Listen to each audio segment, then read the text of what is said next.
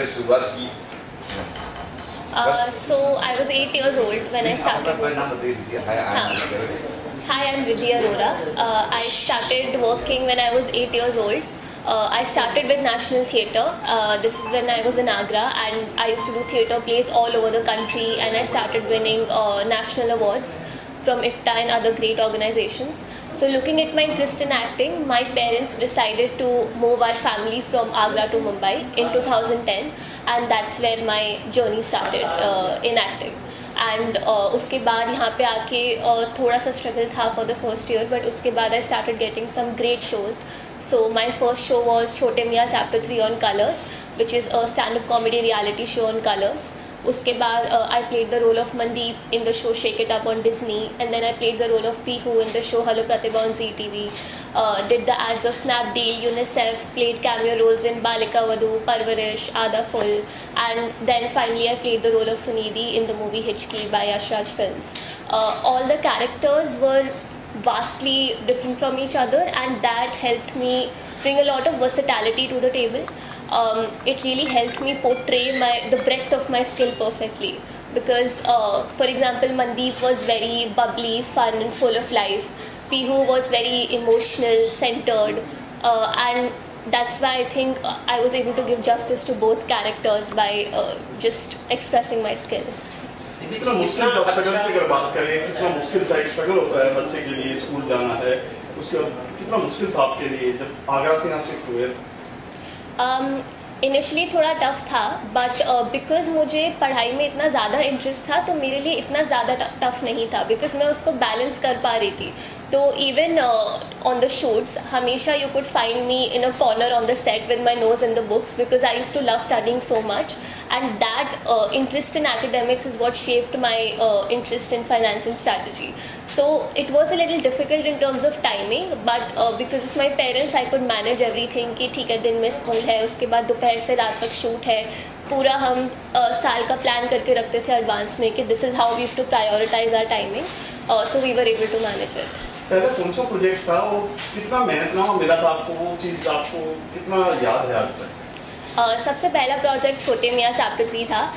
थोड़ा इंटिमिडेटिंग था बिकॉज हम तभी आए थे मुंबई, एंड मैंने स्टेज शोज बहुत किए थे, but this was the first time I was facing a camera and that too a reality show which was a competition.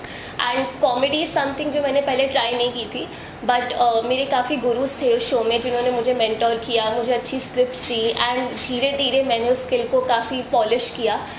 Initially eliminate होके मैं वाइल्ड कार्ड एंट्री से फिर से वापस आई थी, एंड उस शो में जजेस थे Mahima Chaudhary ma'am and Sachin Pilgaonkar sir, and उन्होंने मेरी बहुत तारीफ़ की थी, मुझे बहुत एनकरेज किया था, मोटिवेट किया था. So all that made it a lot easier. दीदी आप मानते हो इस चीज़ को, जिस टाइम आपने शुरू किया था, हम ये नहीं कहते आप बहुत ज़्यादा उम्र में बड़े हैं, जिस टाइम आपने शुरू किया था इतनी अपॉर्चुनिटी नहीं थी जो आजकल है. ऑडिशन ऑनलाइन हो जाते हैं, फ़ोन पर बात हो जाती है, वीडियो भेजा जाता है, क्या कहना सर, कोई ऐसा वाक़या शेयर करेंगे आप? हाँ, पहले तो सब कुछ ऑफलाइन ही था, तो हम इनिशियली जो फर्स्ट ईयर था हम काफ़ी प्रोडक्शन हाउसेस में जाते थे अपना इंट्रोडक्शन देने, and it was just an introduction because initially auditions नहीं लेते थे वो. पहले हम धीरे धीरे कनेक्शंस बिल्ड करते थे, फिर मैंने ऑडिशंस देने शुरू किए, काफ़ी नेटवर्क बनाया मुंबई में, काफ़ी कास्टिंग डायरेक्टर्स के साथ, कोऑर्डिनेटर्स के साथ, एंड धीरे धीरे I could do it. But at the end I would say कि even though it's very difficult, बहुत कंपेटिटिव है, एंड आज की एज में जैसे आपने बोला अब तो सब कुछ डिजिटल है तो और भी ज़्यादा कंपेटिटिव है. बट अगर आपके अंदर वो स्किल है, और चाहे अपॉर्चुनिटी कितनी भी बड़ी हो या कितनी भी छोटी हो, अगर आप अपना स्किल 100% दिखा रहे हैं तो आपको अपॉर्चुनिटीज़ मिलती जाएंगी आगे. रिद्धि आपको मुकाम कम मिला जब आप जा रहे थे, आपको लगा कि रिद्धि अरोड़ा ये वो आर्टिस्ट टीवी में आती थी या आ रही है, वो वाक़या शेयर करेंगे हमारे साथ, जो पहला ऐसा शो था जो आपको लोगों ने पहचाना और एक नाम मिला रिद्धि अरोड़ा? वो तब आया जब मैंने शेक इट अप किया था.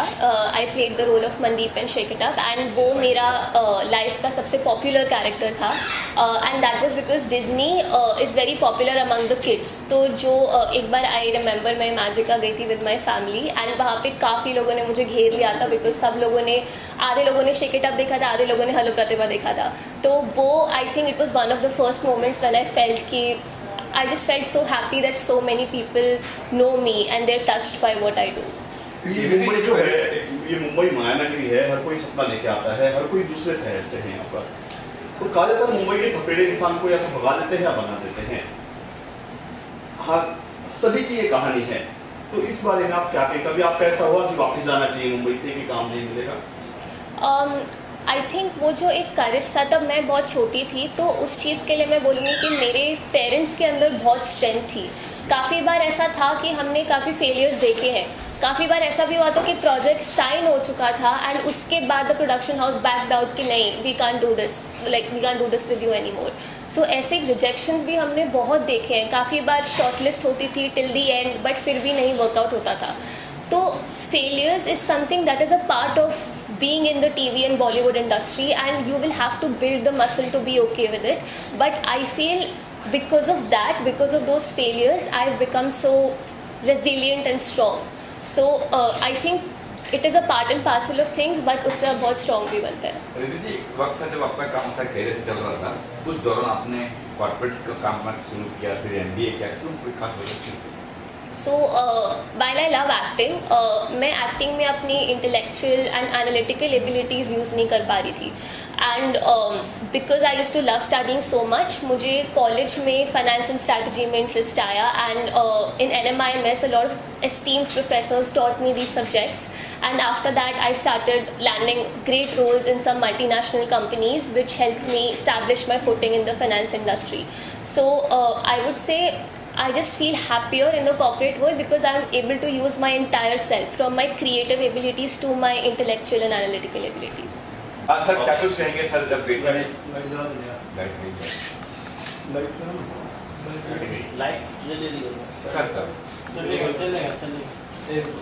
क्या कुछ कहेंगे अपनी, कहेंगे कि आजकल बेटियां लड़के के मुकाबले में एकदम साथ में, क्या कुछ कहेंगे जब लड़की ने कहा कि मुझे एक्टर बनना है?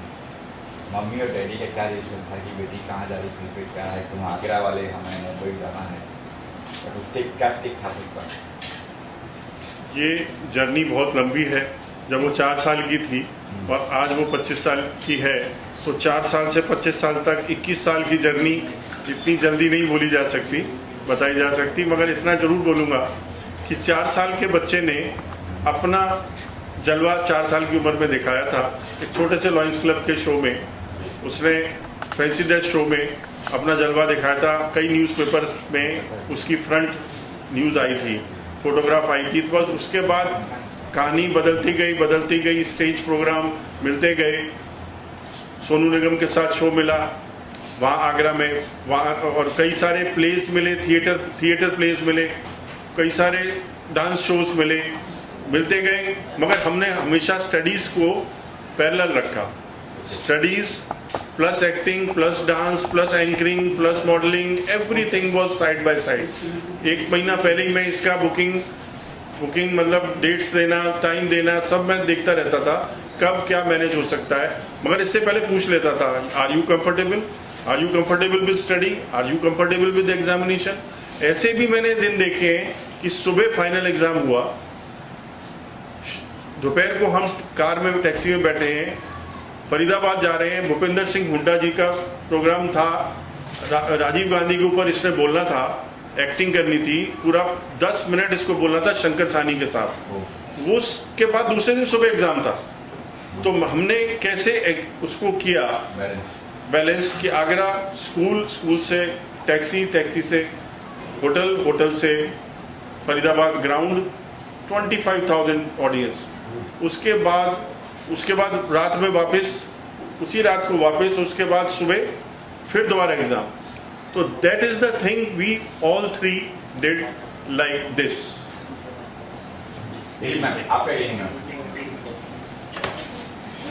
यही कहेंगे कि छोटी थी, 4 साल की थी, तो वहाँ से इसका टैलेंट पता चला। धीरे धीरे इसको एक लाइन दी गई बोलने के लिए।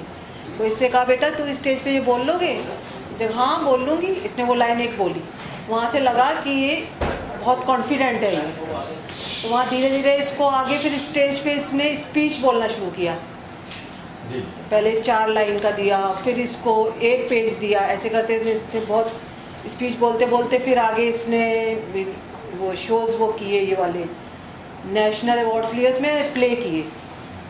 तो प्ले में इसने बहुत नेशनल अवार्ड्स लिए। तो वहाँ धीरे धीरे फिर ये हम इधर मुंबई आ गए।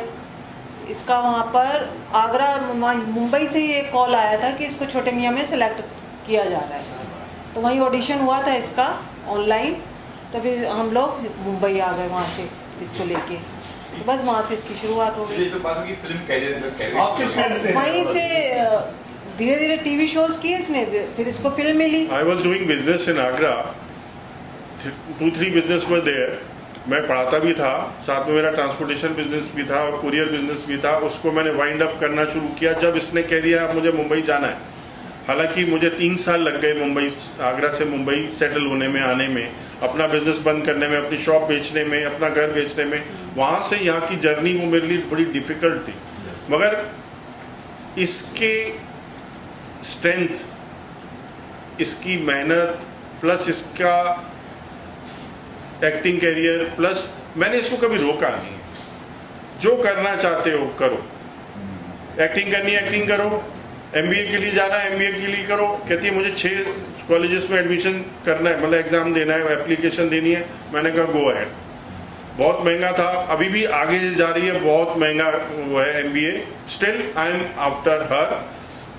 उस एक्टिंग मैं इसको स्टार बनाने लाया था, स्टार तो बनी, मगर इसको और आगे स्टार बनाना था। मगर उससे पहले इसने कहा कि I am going for MBA, acting तो मैं पूरी ज़िंदगी कर सकती हूँ। आगरा से यहाँ बंद करके यहाँ पर आ गए आप बच्चे के लिए। अब यहाँ से क्या रसिया जाओगे? रूस रसिया जा रही है? रशिया नहीं, सी मैं आपको बता दूँ अगला स्टेप क्या होगा। मैं अभी आपको प्रेस के सामने बोल देता हूँ। अगला स्टेप ये होगा कि ये पढ़ने जाएगी, MBA करेगी, वर्ल्ड के कहीं भी जाके वो जॉब करेगी 4-5 साल। उसके बाद फिर इंडिया आएगी और फिर इसी एक्टिंग प्रोफेशन में और आगे जाएगी। और हम अपना एक प्रोडक्शन हाउस बनाएंगे जिसके अंदर ये एक्ट करेगी और मैं डायरेक्टर होऊंगा, प्रोड्यूसर होऊंगा। ये मेरा अगला प्रोजेक्ट है, अगले 5 साल का, 10 साल का, 8 साल का। मतलब अनाउंसमेंट कह सकते हैं आज आप? नहीं, बाकी देखते हैं। बाकी देखते हैं। सर जब कैरियर से चल रहा है, एक्टिंग करे, फिर वहाँ जाके MBA करना, आपने पसंद है कि कहाँ बैठी कहाँ खर्चा कर बढ़ा रहे हो? Nobody nose. हमारे गुरुजी, हमारे भगवान, हमारे साईं महाराज ने क्या हमारे लिए सोच रखा है अभी हम डिसाइड नहीं कर सकते। हाँ, हम इसके भविष्य के लिए हमेशा खड़े रहेंगे इसके साथ। Thank you sir. Thank you.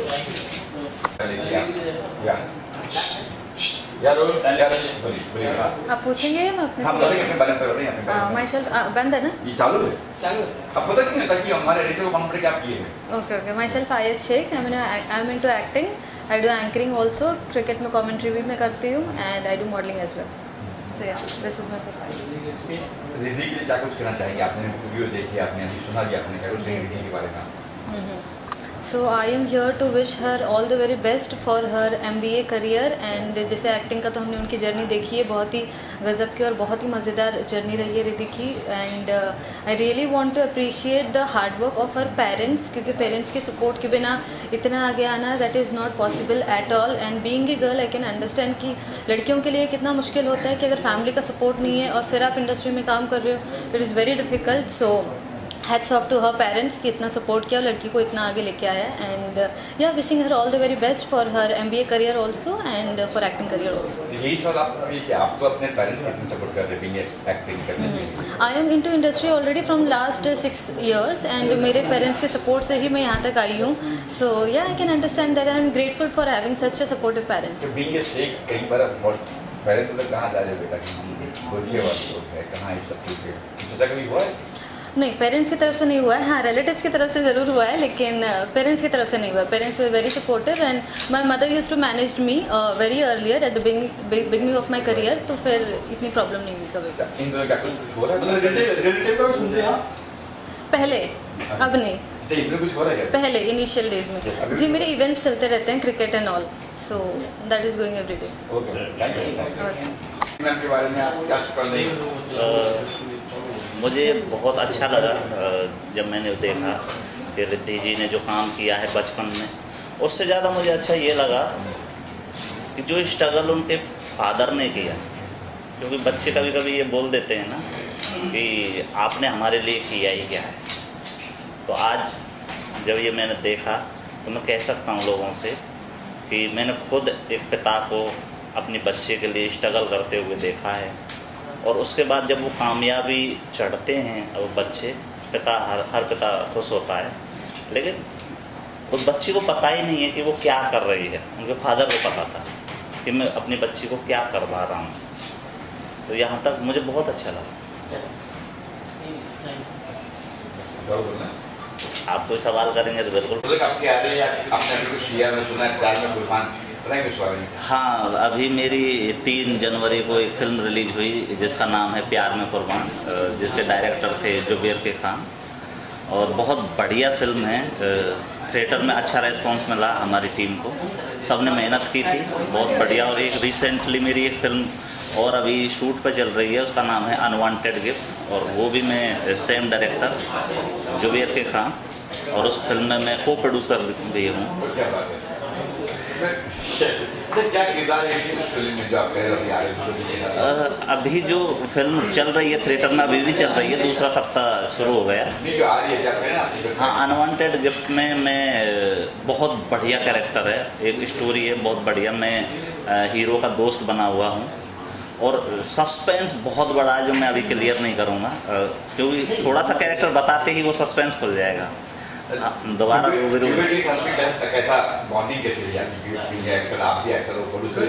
Zuber जी के साथ इतनी अच्छी बॉन्डिंग है मेरी कि उनके साथ मेरी ये तीसरी फिल्म है। पहले मैं उनके साथ प्यार में कुर्बान जो रिलीज हो चुकी है, उसके बाद एक फिल्म और है उनकी वैम्पायर सागा, वो फिल्म कंप्लीट हो चुकी है, पोस्ट प्रोडक्शन चल रहा है, और ये फिल्म शूट पे चल रहा है। अभी खरमास चल रहा है, इसलिए शूटिंग सभी ने बंद कर रखी है। जैसे ही शुरू होगी 20% बचा हुआ है। बहुत बढ़िया फिल्म है। वैम्पायर में भी आपका कुछ? हाँ, वैम्पायर में भी मैं एक्ट कर रहा हूँ साथ में उनके, और जो ये अभी जो फिल्म है अनवांटेड गिफ्ट, उस फिल्म में मैं एक्टिंग के साथ साथ को प्रोड्यूसर भी हूँ। तो क्या प्लान कब तक, आपने कहा सिर्फ 20 फिल्म बाकी है शूटिंग, क्या प्लान की को प्रोड्यूसर भी आपको, तो प्लानिंग कब, शूटिंग कब खत्म होगा, कब रिलीज होगी फिल्म? 18 जनवरी से हमारा सेकंड शेड्यूल है, जो 2 ही शेड्यूल में हम ख़त्म कर रहे हैं, एक शेड्यूल हो चुका है। 18 के बाद शूटिंग शुरू है, और जो मेरी टीम, पूरी टीम ही डिसाइड करती है। अप्रैल में ये फिल्म आपको देखने को मिलेगी सबको। और अभी मैं चाहूँगा कि अभी मेरी जो फिल्म चल रही है प्यार में कुर्बान, उसको सभी जाके देखें, बहुत प्यारी फिल्म है, आपको मज़ा आएगा। मिर्ची गाना भी उसमें? हाँ, मिर्ची मिर्ची गाना सुपर हिट गाना है। जिस दिन आप आए थे मैं आ नहीं पाया, मीडिया वालों से मैं कभी कभी क्षमा मांगता रहता हूँ। तो मिलते हैं। जय हिंद, जय भारत।